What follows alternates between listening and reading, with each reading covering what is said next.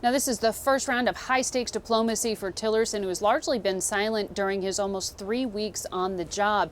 State Department officials insist that he is in close contact with the president and point out that they met earlier today. But Vlad, this is really about bringing a relationship that had really been a warm, working one back to normal, since it was disrupted by President Trump's insistence, his tweets, and his rhetoric about forcing Mexico to pay for this border wall.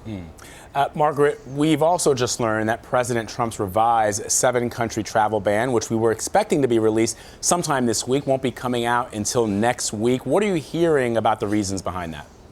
Now, this is the ban that applies to the 7 Muslim-majority countries. The White House doesn't like to call it a travel ban, but it is exactly that when it comes to allowing in refugees and visitors, at least temporarily.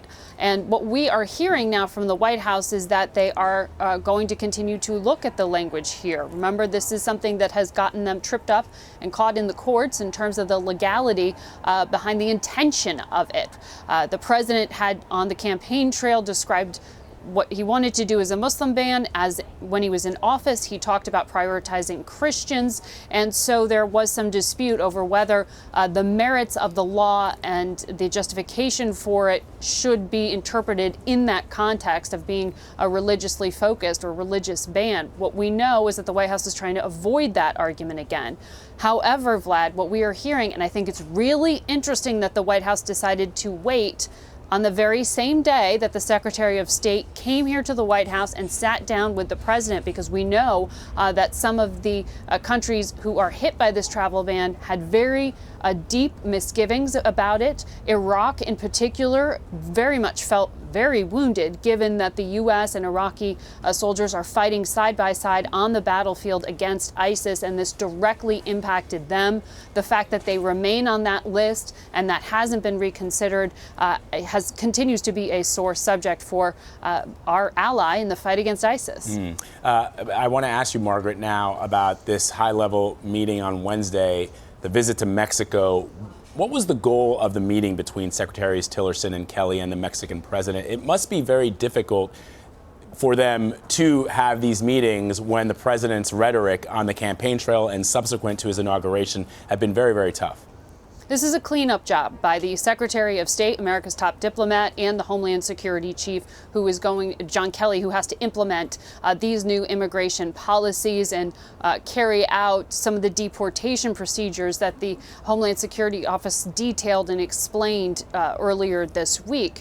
So this is about talking to Mexico in terms of what it means for Mexican officials who will be receiving those deported from the U.S., particularly those who are not Mexican at all. They are third country nationals. They've come in from El Salvador, from Honduras, from Guatemala, and that is why you saw John Kelly also trying to send the message that the U.S. recognizes that this isn't just a dispute over a wall between the U.S. and Mexico. The issue is actually much more complicated than that. It involves the rest of Central America, and that the White House, the Trump administration, is now recognizing that they need to communicate to some of those other Central American countries as well. That's why it was key that Kelly went to Guatemala and spread that message that this isn't about mass deportation. He said it's about sending back those who have faced criminal charges or have entered into the U.S. illegally.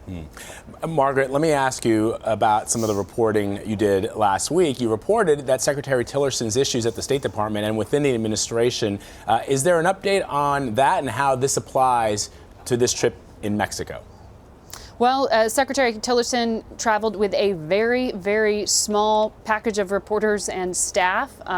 We actually have crews on the ground in Mexico City and people there who are trying to catch up with him in order to report on what is a very important meeting and a very important priority for the Trump administration. Up until this point, Rex Tillerson has chosen to try to fly under the radar. That seems to be his management style in an administration that tends to have very high-profile public disputes over even some of the most sensitive diplomatic issues. He seems to be trying to go the opposite direction there and quietly, deliberately craft U.S. policy that maybe hasn't quite caught up with the rhetoric yet. However, at the State Department, the building that he runs, that is supposed to be America's chief policy-making and implementing building. They are still not fully staffed when it comes to many of the very key deputies that the Secretary of State needs to handle country by country, region by region, America's engagement with the rest of the world.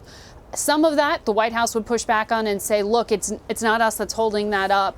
This is just about vetting and being careful. However, we have heard, even from those who have been considered for some of these top jobs at the State Department, that there seems to be a dispute between White House micromanagers and the State Department's boss over there, Rex Tillerson, as to who they want to put in place to craft American policy, how experienced they are, their political associations, and certainly there's concern within the building that some career officials have been pushed out. Now, there's always upheaval between administrations, but because it is taking so long to get a team in place, this is drawing some extra scrutiny. And Vlad, I should mention tonight, the State Department is very sensitive about this. They issued a statement saying that they intend to soon begin speaking to the press in terms of briefings. They didn't promise daily ones, but up until now, in a month, since the Trump administration has taken office, there has not been a single press briefing to answer questions from reporters all around the world. And that has left